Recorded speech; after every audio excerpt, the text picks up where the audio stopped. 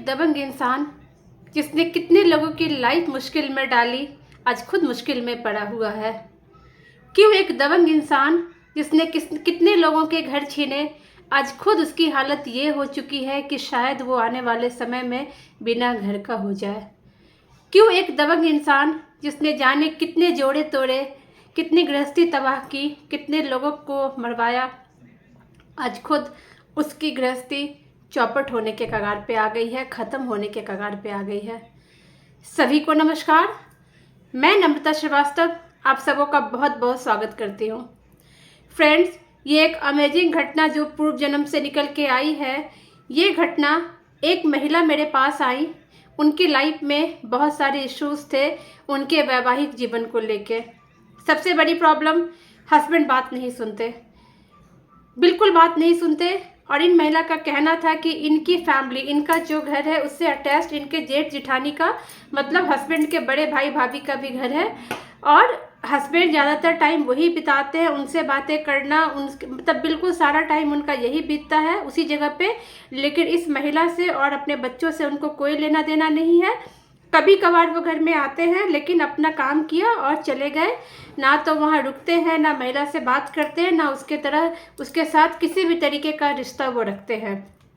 कुल मिलाकर के एक घर में रहते हुए भी वो लोग अजनबी हैं। और सिर्फ अजनबी होते तो भी ठीक था, बहुत वायलेंस है इनके घर में, बहुत चीखना चिल्लाना होता है। और उससे भी बड़ी प्रॉब्लम ये है कि इनकी दोनों बेटियां और इनका इकलौता बेटा, तीनों ही बच्चे महिला की बात बिल्कुल भी नहीं सुनते। कुल मिला जुला के बोले तो ये महिला आज के डेट में बिल्कुल अकेली पड़ गई है, कोई भी इनके सपोर्ट में नहीं है। इनकी शादी को 20 साल से ज़्यादा टाइम बीत चुका है और स्थिति ये आ चुकी है कि इस एज में आ करके, जहाँ पे महिला की जब शादी को 20 साल हो चुके हैं तो उम्र अच्छी हो चुकी है, हस्बैंड डिवोर्स के लिए बोल रहे हैं। हस्बैंड बहुत अच्छे पोस्ट पे है, मैं उसका खुलासा नहीं करूँगी यहाँ पे। लेकिन कुल मिलाकर के ये महिला बहुत परेशान है, इनकी लाइफ बहुत ज़्यादा ख़राब हो चुकी है। तो जब इनका पास्ट लाइफ किया गया तो ये देखा गया कि ये महिला एक बहुत ही दबंग पुरुष थी अपने पिछले जन्म में। ये महिला लेटी हुई है, जो एक मैं खाट क्या बोलूँ मैं, लकड़ी की ही, जो वो चारपाई जैसी होती है, लकड़ी की ही चौकी भी कहते हैं, मुझे नहीं पता आप उसे क्या कहते हैं, वो लगा हुआ है। इस पे ये लेटी हुई है। बहुत सारे लोग इनके आजू बाजू हैं। कहते हैं ना कि जो चमचे कह लीजिए, या महिला के उस जीवन में जो ये पुरुष थे, इनके पाले हुए लोग इस तरीके से थे। बहुत ही दबंग किस्म के इंसान थी ये, मतलब मैं थी और था इस तरीके से निकलता है, बट उम्मीद है कि आप इस चीज़ को समझ लेंगे। बहुत ही दबंग किस्म के इंसान थे ये उस जीवन में। इनके चारों ओर इनके लोग रहते थे और इनकी सेवा के लिए, और इनकी सेवा का मतलब दूसरों को कष्ट देना वो था। किसी को उठा के ले आना, किसी की ज़मीन छीन लेना, किसी की ज़मीन अपने नाम करवा लेना, और उससे भी बड़ी बात कि जब जिसे चाहा उठवा लिया, मरवा दिया। कोई मोराल नहीं था इनका। बहुत बहुत दबंगई थी इनकी, बहुत ही ज़्यादा। उसके कारण इस जीवन में इनकी जो ज़िंदगी है नर्क बनी हुई है, क्योंकि इन्होंने बहुत सारे लोगों की आह ली हुई है। बहुत सारे लोगों की आह इनको लगी है, वो इस जीवन में ये चुका रहे हैं। एक इम्पॉर्टेंट चीज़ मुझे देखने को मिला, इनकी पत्नी बहुत ही खूबसूरत, पतली सी, सजी धजी सी मुझे दिखी। और मतलब सजी धजी इन द सेंस कि जो पैसे वाला परिवार होता है, जो उस टाइम पे हुआ करता था, उनकी पत्नियां कितने अच्छे से रहा करती थी। मतलब गहने भी थे, साड़ियाँ भी थी, पल्लू भी था, सब कुछ था। और वो लेडी को देख के ऐसा लग रहा था कि वो अच्छी लेडी है और भगवान में भक्ति रखती है। लेकिन ये जो इंसान थे, इनको वो भी पसंद नहीं था। इन्होंने कृष्ण भगवान की इतनी बड़ी मूर्ति थी, उसको उठा करके किसी बोरे जैसी चीज़, जो झोला या बैग कहते हैं ना, कपड़े का था उसमें, या जूट का थोड़ा उस तरीके का था, उसमें डाल करके पैक करके कहीं वो रख के आ गए, ताकि इनकी पत्नी उनकी पूजा ना कर सके, घर में इनकी पूजा ना हो। इंसान तो इंसान, ये भगवानों को भी कुछ नहीं समझते थे, और तभी इन्होंने इतनी हिम्मत की, अदरवाइज इतनी हिम्मत कोई कर नहीं सकता। इनकी पत्नी भी बहुत परेशान रहती थी। ये महिला आज इस जीवन में जिनके जिनके साथ इन्होंने बुरा कर्म किया है, हालांकि इनका रेंज बहुत बड़ा था, और आज ये बात है कि कोई भी इनके सपोर्ट को तैयार नहीं है। कुछ लोग इनके रिश्तेदार बन के जन्म लिए, जिनकी ज़मीनें छीनी, जिनके घर छीने, जिनके पति छीने, जिनकी पत्नियां छीनी, इस तरीके के। और आज वही लोग इनके बहुत ही क्लोज रिलेटिव हैं और इनसे इनका पति छीन चुके हैं। और खुद इनके जो पति है, मैं बताऊं, वो जो वाइफ मैंने देखा था सुंदर सी लड़की, वो इनकी पति बन के आई है। और बहुत लोगों का ये सवाल होगा कि क्या ये ऐसे ही होता है कि पत्नी पति बन गई, पति पत्नी बन गया?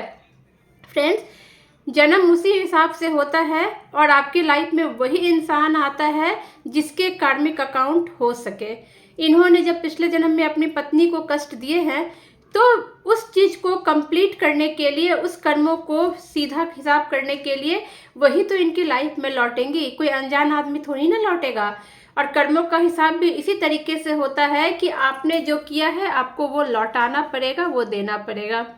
आज ये बहुत कष्टों में है और कष्टों में रहने के कारण इनका यही जो इनका नेचर था, इनकी प्रवृत्ति थी, वो है। और इसको देख करके ये बहुत ही आसानी से समझा जा सकता है कि आप अपने कर्मों को लेके सजग रहें। नहीं तो आज के डेट पे हम ऐश्वर्य कर रहे हैं, लोगों को सता रहे हैं, पैसे आ रहे हैं, हमें बड़ा मज़ा आ रहा है, लोग हमारी गुलामी कर रहे हैं, भले ये डर के कर रहे हैं, लेकिन ये इतने बुरे तरीके से इसका भुगतान करना पड़ता है। वो आप ना सिर्फ इस स्टोरी से, बल्कि और भी अलग अलग स्टोरी मैंने अपलोड की है जो बिल्कुल सच्ची घटनाएं होती हैं, आप देख सकते हैं।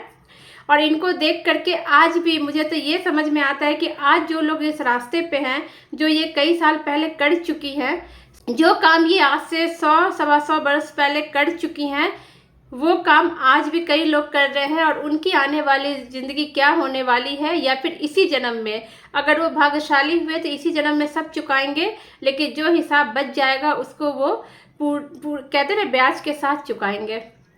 इसलिए सजग रहिए अपने कर्मों को लेके। और एक बात मैं और कहना चाहूँगी कि हमारे जीवन में जब भी कोई कष्ट आता है तो हमें ये मान लेना होता है, अपने आप को सरेंडर कर देना होता है भगवान को, और उनको ये समर्पण के भाव और पूर्ण समर्पण के भाव से भगवान को ये बोलना होता है कि प्रभु आप जो करेंगे अच्छा करेंगे। और मुझे पता है कि मेरे जीवन में अगर कोई कष्ट आया है तो वो यूं ही नहीं आएगा, कुछ ना कुछ तो मेरे कर्म रहे हैं जिसके कारण मैं ये भोग रही हूँ।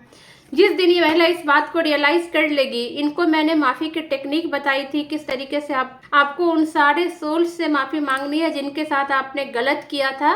उसके बाद धीरे धीरे करके आपके सारे प्रॉब्लम सॉल्व होंगे जब आपके कर्म सेटल्ड होंगे। ऐसा कभी नहीं होगा कि आपका PLR हो गया या आकस्मिक हो गया और आप इस प्रॉब्लम से बाहर आ गई। नहीं, इसमें आपको सॉल्यूशन बताया जाएगा, उसको आप फॉलो करेंगे, धीरे धीरे करके आप इन चीज़ों से बाहर निकल जाएंगे। हाँ, अगर आप PLR या आकाशिक के थ्रू अपने प्रॉब्लम को समझ गए हैं तो आपके लिए आसान हो जाता है कर्मों को बैलेंस करना। जैसे कि इस महिला के केस में ये पता चल गया है कि इन्होंने बहुत सारे लोगों को रुलाया है, तो अब इनको माफ़ी प्रार्थना, क्योंकि वो कर्म तो हो चुके, अब पास्ट में जा कर के उन कर्मों को बदला नहीं जा सकता।